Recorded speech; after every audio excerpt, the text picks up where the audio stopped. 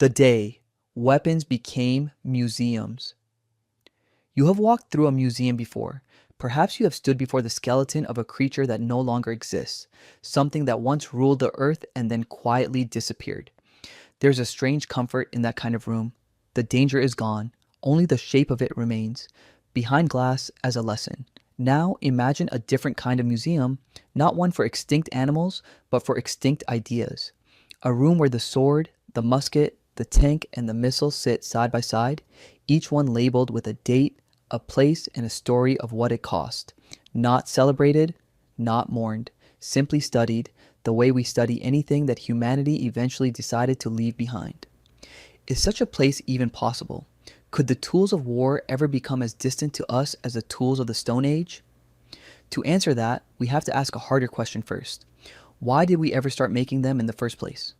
And why, in certain corners of the world, have some societies already begun putting them down? This is the story of how that question was once asked and answered inside a building made of glass and quiet light. The museum stood on a hill, and its name was simple: the Hall of What We Outgrew. Inside, a guide named Mira walked a group of students through room after room. She had done this for years, but she still felt the weight of it every time the doors opened. In the first room stood a row of medieval swords, dulled and dark with age. Mira told the students that for most of human history, the sword was not a question. It was a fact of life, as ordinary as a plow. Kingdoms rose and fell by it. Poets wrote of its glory. Children were raised to admire it. A boy near the front, named Theo, raised his hand. He was the kind of student who asked the question everyone else was thinking but didn't say out loud. If it was normal for so long, he said, why would anyone ever believe it could stop being normal? Mira smiled, because it was the right question, and she had an answer built from real history, not from wishful thinking. She led them into the second room, where rifles from the early 20th century rested under glass. She told them about the First World War, when an entire generation marched into trenches believing the conflict would be short and glorious. It lasted 4 years. It killed roughly 20 million people, soldiers and civilians together, and wounded 20 million more. Entire towns in France and Belgium were erased from the map. The poets who once wrote of glory began writing of mud, gas, and silence. Something changed after that war, Mira said. Not everywhere, and not all at once.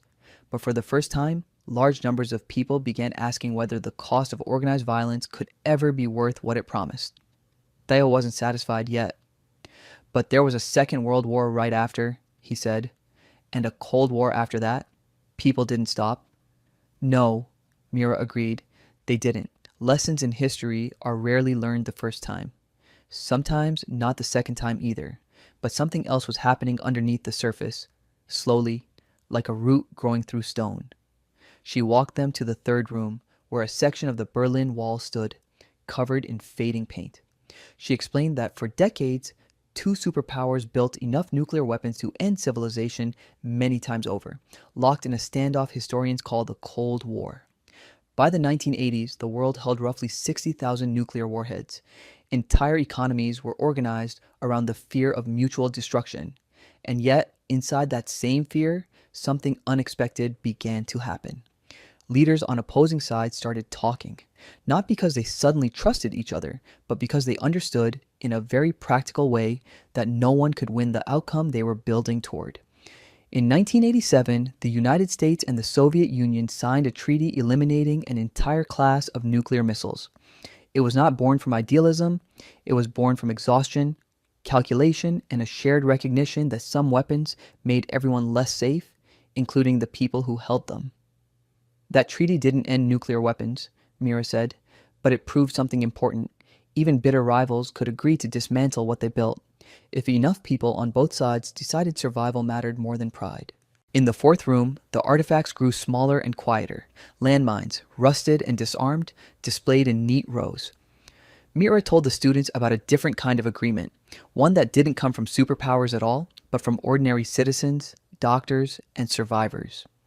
In the 1990s, a global campaign of activists, many of them people who had lost limbs to landmines themselves, pushed for an international ban.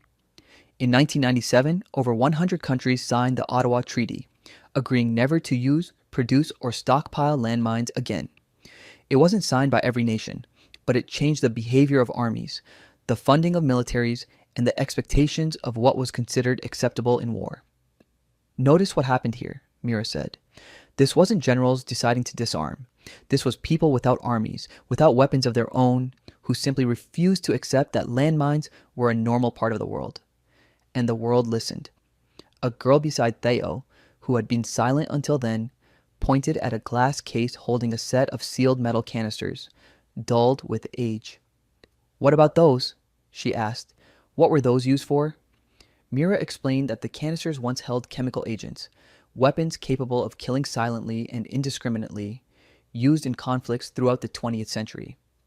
In 1993, after years of negotiation, the Chemical Weapons Convention was opened for signature, eventually joined by nearly every nation on Earth. Under its oversight, an international body was given the authority to inspect and verify the destruction of chemical arsenals. By the time the canisters in this room had been sealed and donated, the organization overseeing the treaty had confirmed the destruction of the vast majority of the world's declared chemical weapon stockpiles, a project that took decades of careful, unglamorous work by inspectors most people would never hear about. "There's another case nearby that surprises people even more," Mira said, leading them to a small diagram on the wall showing a map of southern Africa. In the late 1980s, one nation had secretly built nuclear weapons of its own, the only country on the African continent to do so. Then, as its political system began to change, its leadership made the decision to dismantle every single warhead voluntarily before joining the Treaty on the Non-Proliferation of Nuclear Weapons. To this day, it remains the only nation to have built nuclear weapons and then given them up entirely of its own accord. "Why would anyone do that?" Theo asked, after going through all the trouble of building them. "Because the people in charge decided that the weapon solved nothing they actually needed solved," Mira said. A nation surrounded by neighbors it no longer intended to fight had little use for the very thing it once believed would protect it. Power, it turned out, could also be measured by what a country was willing to walk away from. Theo was quiet for a moment. Then he asked something different. "Has any country actually given up its whole army? Not just one weapon. The whole thing?" Mira nodded and led them to a small, almost overlooked room near the end of the hall. Inside was a single faded photograph, a uniform, folded and retired, next to a short plaque. In 1948, a small country in Central America made a decision most of the world thought was reckless, she said. Costa Rica abolished its military entirely, redirecting the funds toward education and healthcare instead. No army to maintain, no standing force to fund. For over 70 years, it has remained one of the most stable democracies in its region, with a literacy rate and a quality of life that many of its heavily armed neighbors have struggled to match. "That's one small country," Theo said, "not the whole world." "You're right," Mira said. Peace was never going to arrive everywhere at once, in one single year, signed by everyone. It arrived in pieces. A treaty here, a disarmed nation there, a campaign led by survivors, a law written into a constitution. Japan, after the devastation of the Second World War, wrote a renunciation of war directly into its constitution in 1946, a clause that has shaped its identity for generations. Iceland has maintained no standing army at all, choosing instead to invest in diplomacy and cooperation with its neighbors. None of these nations achieved a perfect world, but each one proved that the absence of organized violence was not a fantasy. It was a choice made over and over by people who decided the cost of war no longer matched the world they wanted to live in. By the final room, the artifacts had changed entirely. There were no weapons here at all, only diagrams, international courts, climate agreements signed by rival nations, scientific stations in Antarctica jointly run by countries that had once been enemies, vaccine programs distributed across borders during global health crises. Mira explained that cooperation, like conflict, leaves its own trail of evidence. It is simply quieter and therefore easier to overlook. None of this happened because human nature changed, she told the students.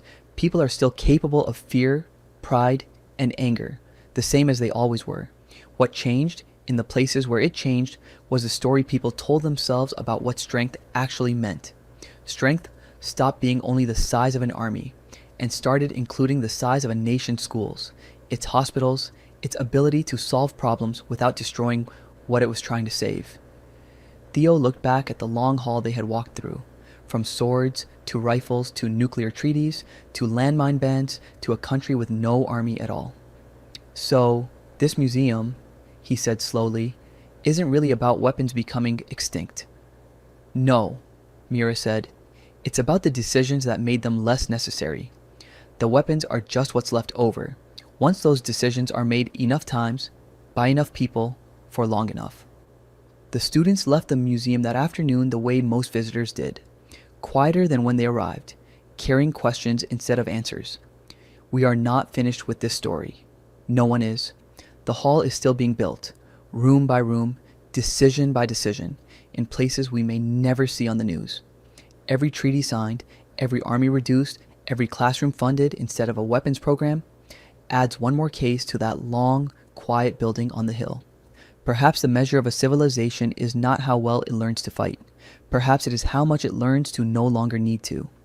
One day, the things we once thought were permanent may simply become artifacts, behind glass, studied by children who ask why anyone ever believed they were necessary at all.